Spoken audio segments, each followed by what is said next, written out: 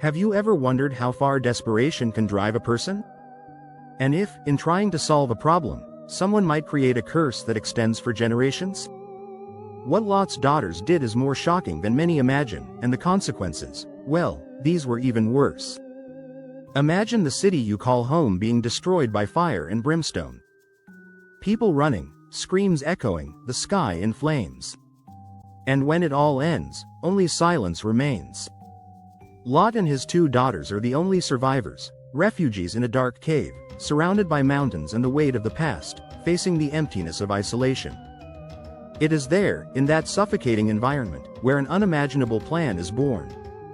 A sin that surpasses moral limits. But why did they do that? Would they have had other options?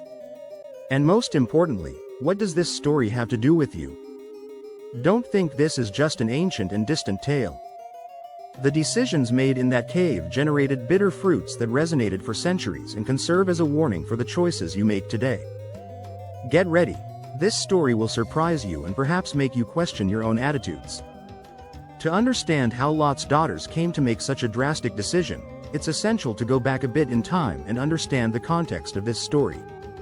Lot was Abraham's nephew, a righteous man who received God's promise of a great descendants. By his own choice, Lot separated from Abraham and established his dwelling in the fertile plains near Sodom. A decision motivated by the prosperous appearance of the region, but which ignored the moral corruption of that people. That seemingly innocent choice was the first step towards a tragic destiny. Sodom and Gomorrah were mired in grave sins. The wickedness was such that God decided to destroy the cities as an act of justice. Even so, out of love for Abraham and mercy for Lot, 2 angels were sent to alert them. Even in the face of urgency, Lot hesitated, a reflection of how sin can tie us to destructive environments and habits. It's a warning. How many times do we know what should be done, but hesitate to act? With destruction imminent, Lot hurriedly fled with his wife and daughters. During the escape, a shocking detail reveals human nature. Lot's wife, disobeying the divine order, looked back and was transformed into a pillar of salt.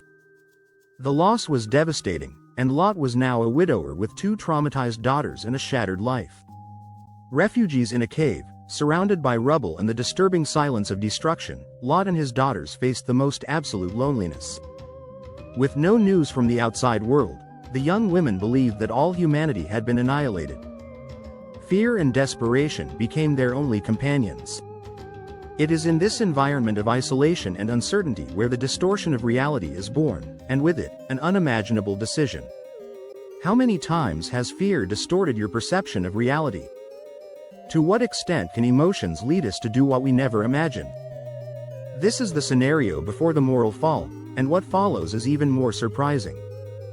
Driven by desperation and the belief that they were the last survivors, Lot's daughters devised an alarming plan: to intoxicate their father and lie with him to ensure descendants.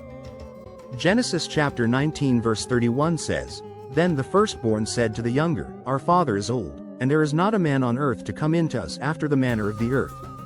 The justification seemed logical given the situation, but it revealed the distortion caused by fear and impatience. For them, the tragedy they had witnessed was a hopeless end, and the easiest solution was to resort to the unacceptable.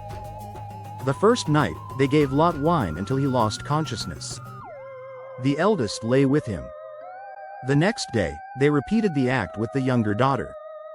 Lot, who at other times was considered righteous, became the centerpiece of a shameful story.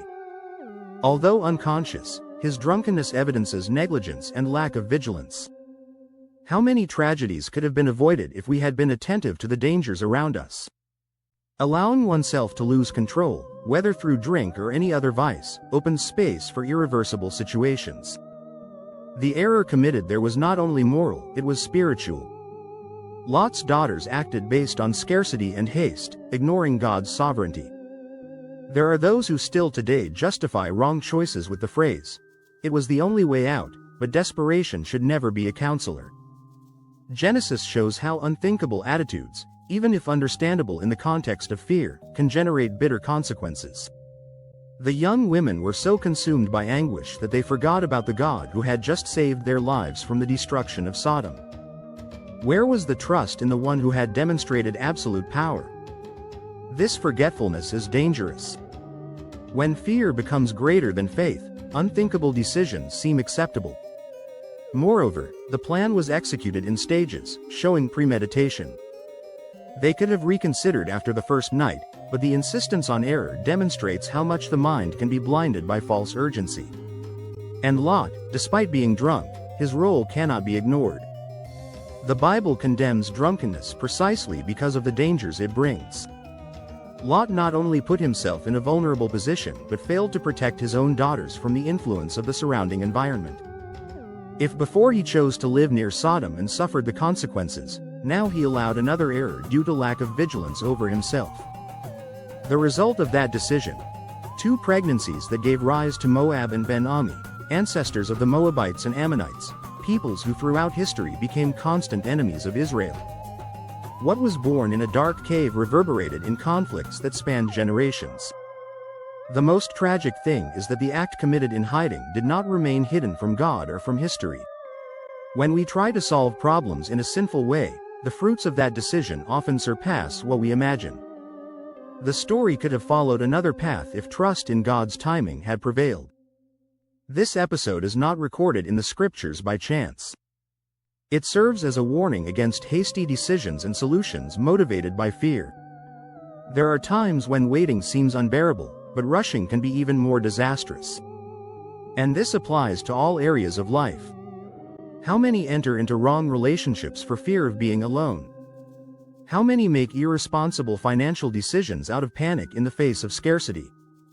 The Genesis narrative reveals a simple and profound truth: haste in solving a problem can create many others, even worse. Even so, there is an aspect that cannot be ignored. God allowed the story to be recorded with all its details, not to expose Lot and his daughters to scorn, but to teach us. Human beings fail, but the Word of God remains as a guide. How many times do stories like this show us that wrong decisions motivated by fear and lack of faith are traps disguised as solutions? The best path is always to seek divine direction before acting. When God is consulted, He shows alternatives that our anxious eyes fail to see. The consequences of the act of Lot's daughters were not limited to the moment of conception. What seemed like an immediate solution generated historical and spiritual implications that spanned generations. Genesis chapter 19 verse 37-38 says, "The firstborn bore a son and called his name Moab. He is the father of the Moabites to this day. The younger also bore a son and called his name Ben-Ami. He is the father of the Ammonites to this day."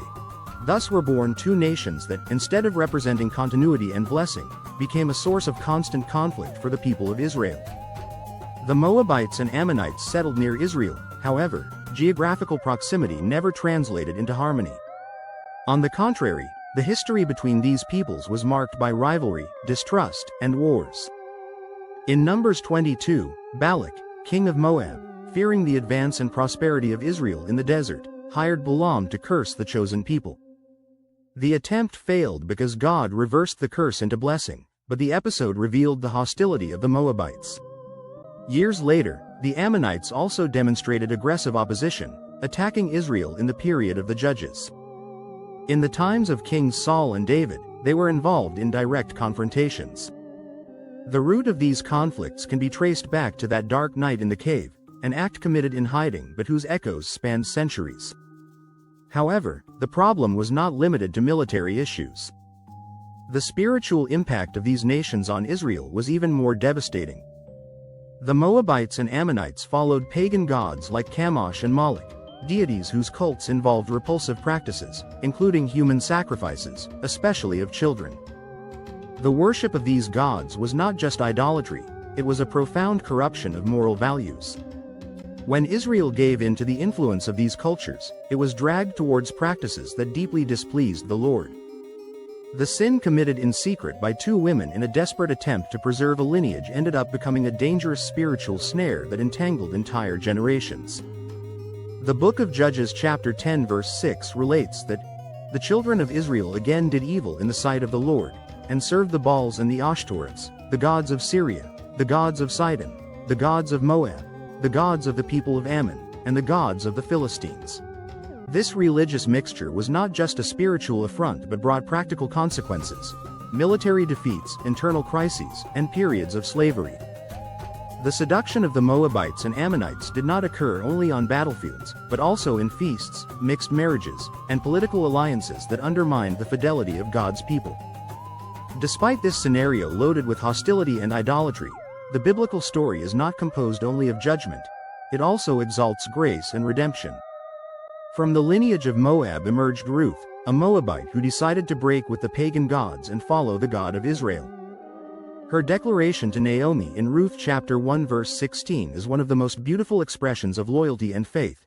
"Your people shall be my people, and your God, my God." Ruth was not only welcomed among the Israelites but also married Boaz, becoming the great-grandmother of King David and therefore part of the genealogy of Jesus Christ, as recorded in Matthew chapter 1 verse 5. This detail reveals a fundamental trait of God's character. Even from a tainted origin and a reprehensible act, He can extract redemption and purpose.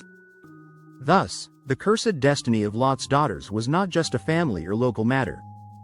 It was a turning point in the history of Israel, with implications that transcended borders and centuries. Decisions made in darkness, without the light of divine wisdom, can cast shadows too long to be ignored. Now the question arises: what can this story teach us today?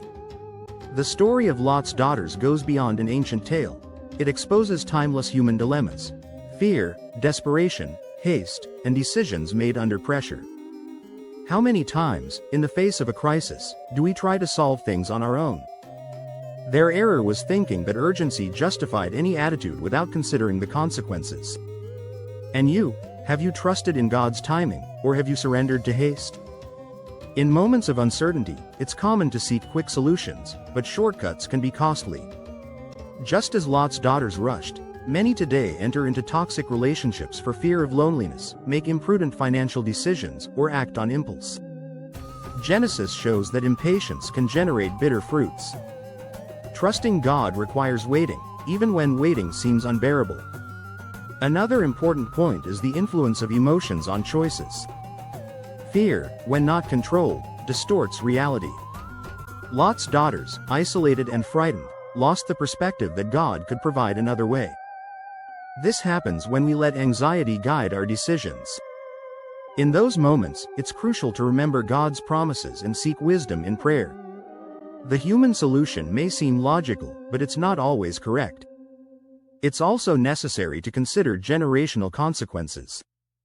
The act committed in that cave affected not only Lot and his daughters but gave rise to nations enemy to Israel. Our choices today can impact our children, grandchildren, and even people we can't imagine. So before acting, ask yourself, does this decision honor God? What legacy am I building? However, there is hope even when we err. The story of Ruth, a descendant of the Moabites, shows that God is a specialist in turning tragedies into purposes. If you have already made wrong decisions, don't despair. Sincere repentance and seeking God can redirect your story. The past doesn't need to define your future. But if you're still facing a decision, choose wisely to not reap fruits of pain tomorrow. Moreover, this story reminds us of a vital principle in times of crisis. Before acting, stop, pray, reflect, trust. Not everything that seems urgent needs to be resolved immediately. God sees beyond what we see. When we wait on Him, we avoid traps that haste tends to set. The story of Lot's daughters serves as a warning but also as an invitation to total dependence on God. May your decisions from today on be guided by faith, not fear. And if you've come this far, it's likely that this story has moved you. Then don't leave unchanged. Reflect on the decisions you've made and on the legacy you're building. God doesn't expect perfection, but a heart willing to listen and obey. And if you've erred, don't fear. There is forgiveness for those who turn to Him sincerely. Now we want to hear from you. What have you learned from today's story? How will you apply it in your life? Let us know in the comments. Like and subscribe to the channel to receive new content. And remember, all your choices matter for today, for tomorrow, and for eternity. I say goodbye from here, and may God bless you.